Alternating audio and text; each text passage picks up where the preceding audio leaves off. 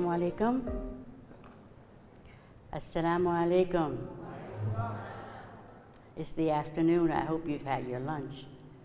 Not yet. Okay. So it's an honor and a privilege and a pleasure to be at the MAS-ICNA convention once again this year. I thank you for taking the time to come and have this conversation with us. And I must say that I'm very happy that you will be allotted some time to present your questions, brief comments in these kinds of forums, because I think that not only the people who are featured as speakers and from which you are expecting to learn something, I know that we can learn a lot from you here today as well. So I welcome you and I appreciate your attendance. Well, we are dealing with a topic that is really pressing in our time. It's not a new topic, but it's certainly a topic that is pressing at this moment. So I'm hoping that we can delve perhaps a bit deeper than we usually do in terms of dealing with the issues at hand, so that we can be a bit more authentic in our analysis of the crisis really at hand, and inshallah be inspired to come with some solutions, some practical solutions and action items, inshallah.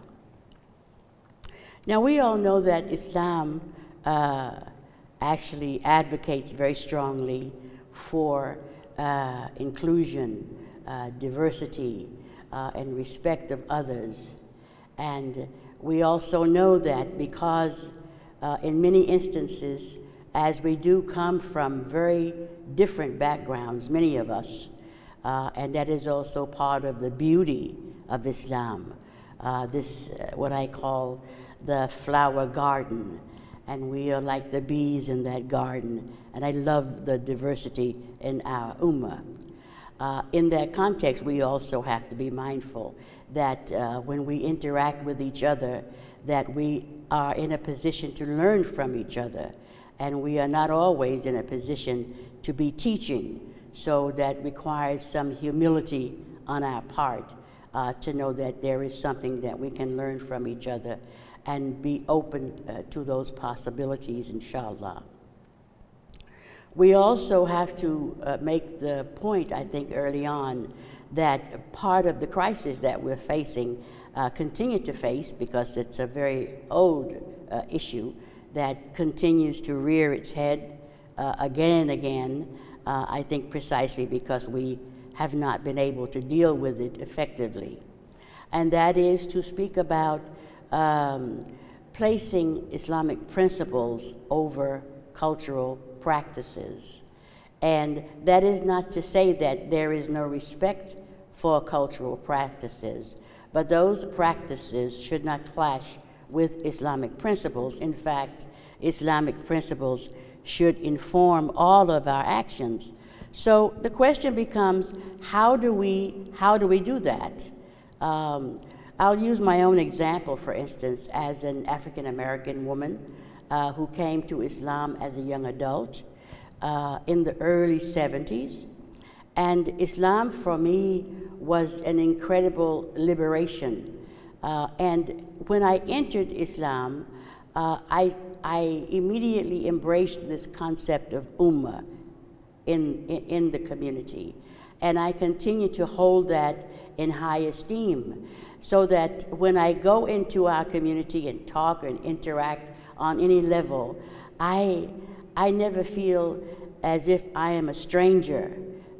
Although I don't speak many languages, I relate to people, and it's amazing how much you can convey from the heart connection. That is not to discourage you from learning other languages. We should know other languages and benefit from the incredibly rich cultures that our people bring from the different communities that they hail. So I hope that we can see the beauty in each other, and at the same time be willing to tackle those obstacles. Often many of them are self-created or carry over from our days of ignorance. So racism is one of those things. We know that we are dealing in an age of what we now have come to understand is Islamophobia, but we also have to recognize the roots of Islamophobia and how racism actually is the grandfather or grandmother, for that matter, of this phenomenon, which is not new at all. It's just a resurgence of the same bigotry that many people have lived with for centuries. So I would like to encourage us to take some bold steps in terms of how we can address this issue of racism in our community. We're all taught as Muslims that, and many of us believe that and practice that Islam has no place for racism. There's no resting place for racism in Islam. However, we find that among many communities, racism is vibrant.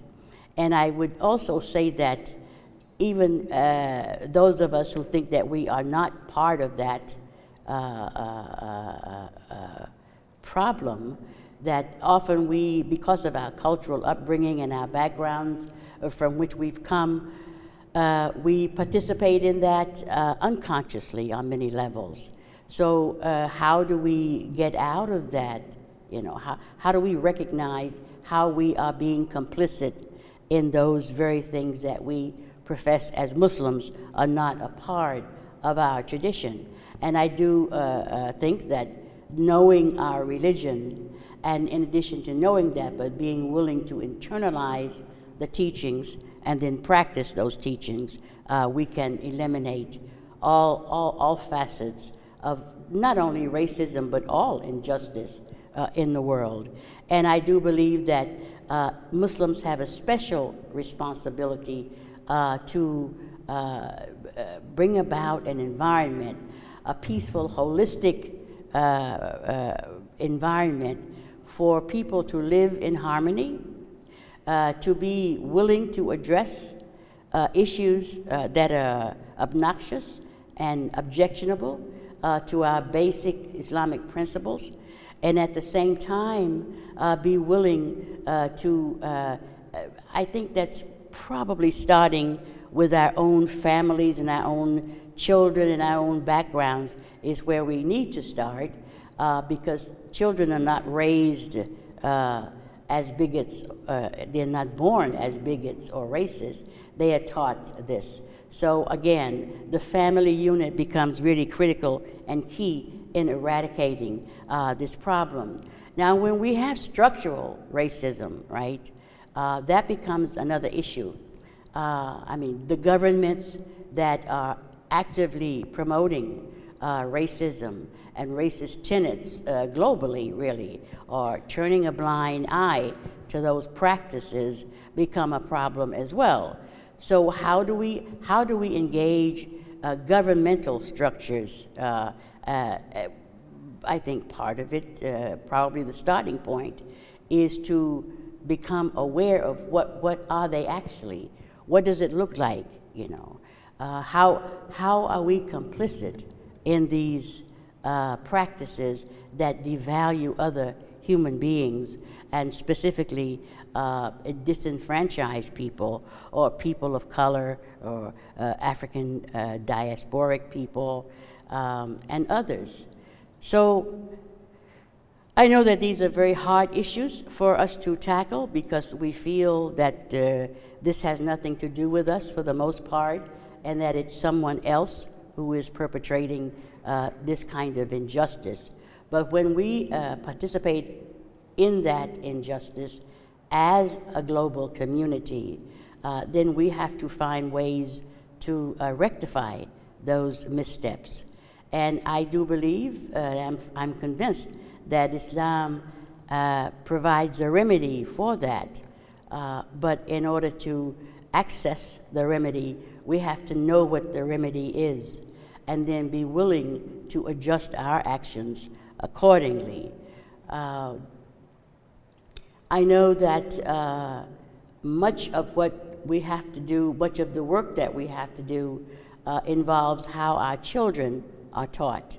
And it's not reasonable, I think, to expect that state-run institutions or private institutions, educational institutions, are going to have the full responsibility of eradicating some of the ills that we speak. So the family unit then has a responsibility to engage with our children and other people in our community to provide alternative mechanisms of education so that we know our history. For instance, here in the United States, we have historical documentation, records that we need to be aware of, and you have living communities who have lived through some of the trauma here in the United States as well as around the country, so that we need to know the environment, the culture in which we live, and then seek out avenues, and much of that involves coalition building with people who might not belong to our faith community, but they are very committed to human rights and social justice work. And it's important that we recognize that we don't always have to work with Muslim organizations, but it's important to reach out beyond our own communities and see how other people are living in the world, how they are making their work speak to issues of social justice, and then we become a part of the solution rather than a part of the problem. I'm really very much interested in, you all have come here to have a talk about this. And I'm really interested that you have something to say on the subject. And I can talk forever, and you can listen to a talking head, but I always prefer to have interaction with the audience. And that way we not only share a brief message in this context, but we also benefit from your feedback in terms of what your own experiences are and what solutions you think might be useful, especially in this climate. So if I may, I will, I don't know how much time I have. I have 5 more minutes. Yeah, well, I can take those 5 minutes, or I can give them to you so that we can extend your time to pose any questions or comments. And I'm sure that you want brief comments, but I think it's important to hear back from you so that when we build these kinds of... We have question answer period. Yes. Yes, so I'm thinking of allocating my 5 minutes to you as well, so that you not only have 15 minutes, but now you will have 20 minutes to have dialogue with us. And I look forward to that. So thank you so much. Assalamu alaikum.